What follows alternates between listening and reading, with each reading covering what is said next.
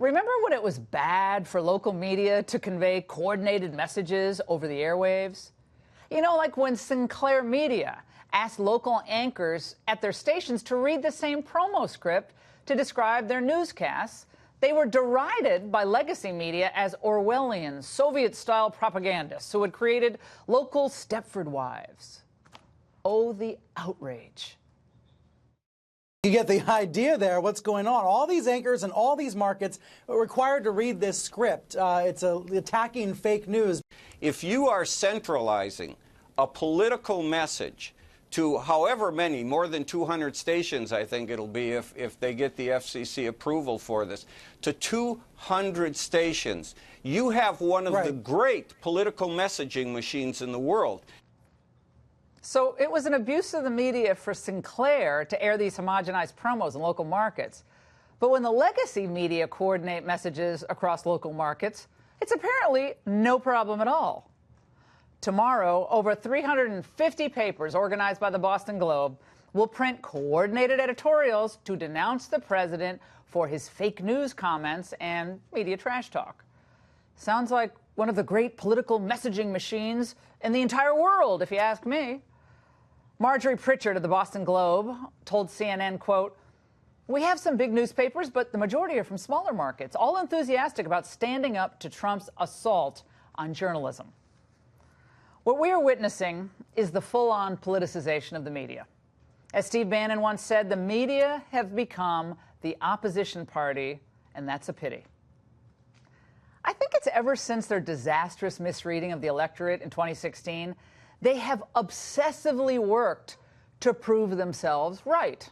In other words, on just about every issue, they paint the most insidious portrait possible of the president in order that later on they can say, "See, we told you so, we were right." I think it's also utterly predictable. The better the economy gets, the more confident the American people are about their future, the more frantic the Never Trump press becomes. It's a perverse, inverse relationship. And I've noticed something else. The more popular Trump becomes among African Americans, his numbers are as high as 36%, according to Rasmussen, the more desperate the scribblers are to tar him as racist. And of course, they throw in xenophobic and misogynist for good measure. So rather than cover how American lives are being transformed due to a booming economy and record-breaking employment figures, the media focus on self-created controversies like fabricated dossier claims. What was in the dossier was a spelled-out, detailed allegation that there was a mutual operation underway here, that there was collaboration and coordination between the Trump campaign and the Russians. A day that began with clips of James Comey, former FBI director, all over television, telling ABC News that he cannot rule out that the infamous P tape mentioned in the Steele dossier is real. Tell me the P tape or whatever the heck it is has credibility. Listen, that is exactly what Mueller is looking at, one of the things, and so we'll find out. False. And one of my personal faves that the media obsessed on, the breathless Melania is MIA speculation. One thing that the president and the White House have been quite quiet about is Melania Trump and her status. Staying behind at the White House, it seems, First Lady Melania Trump. The public hasn't seen her in 23 days, many wondering where she might be. If the First Lady or the person who's standing in for First Lady disappears, you want to know where she is. The First Lady was recovering from fairly serious surgery. By the way, a lot of these journalists take off 2 weeks for, a colonoscopy. And now we're caught up in the Omarosa obsession. That's wall-to-wall coverage of a woman lacking credibility, pushing specious claims complete with surreptitiously recorded audio snippets. Can you stand at the podium and guarantee the American people they'll never hear Donald Trump utter the N-word on a recording in any context? We already know that this president seems immune from even the broadest standards of decency we've had in common in the past. Another tape wouldn't change anything. People are at least prepared to believe a lot of the things that she's saying about him, and at least a couple of things have looked like they might be true based on some of these tapes. A couple of things look like they might be true based on... Omarosa's stream of charges have been refuted by nearly every party she quotes in her book. Frank Luntz, Katrina Pearson, and Lynn Patton, who is her closest confidant at the White House, was on our show last night. They all dispute her claims. And the president says the producer of The Apprentice, Mark Burnett, also denies that there's any tape. But still, the media happily gives Omarosa hours and hours and hours of airtime. I think in their warped thinking, the woman America considers to be the ultimate mean girl helps advance the narrative for the media that Trump's a racist. But once again, I think the media are misreading the American people.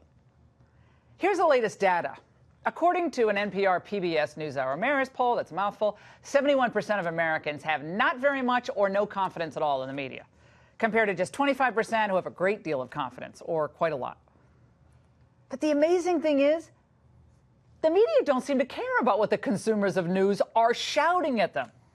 So if the ratings and readership are down, whatever. We have a mission, that's to get Trump. Most have completely abandoned the idea of objectivity and are now essentially operating as full-time members of the resistance. So now that we've established all that, what lessons can the White House take from all of this? I realize it's tempting to swing at every pitch. But let's be real here. As Trump proved in the election, the media just aren't that influential anymore. So the president needn't feel like he has to respond to their every utterance, regardless of how vicious it is. Combine the media's waning irrelevance with the Democrats' invisible agenda, and the president, I think, has a pretty sweet opportunity to actually expand his base before November. Now, I know a lot of people are shaking their head. How can that be? Now, I know he'll be on the stump in critical races before November, but I think he should also take the time to visit places that Republicans have often ignored. Mr. President, your agenda is working, so sell it everywhere. And listen to the people who are being fed a load of malarkey about what's in your heart and mind, and show them what's really in your heart and mind. And yes, that means doing events exclusively for African Americans and Latinos, including in distressed communities, places like Chicago, where Democratic leaders have failed abysmally. Show them a better alternative and celebrate the gains you've already won for them and all Americans. Too many Republicans never understand that you often win respect for just showing up. But of course, don't expect the editorial writers to give you any credit for any outreach like that. But in a way, who cares? No one's reading them anyways. And that's the angle.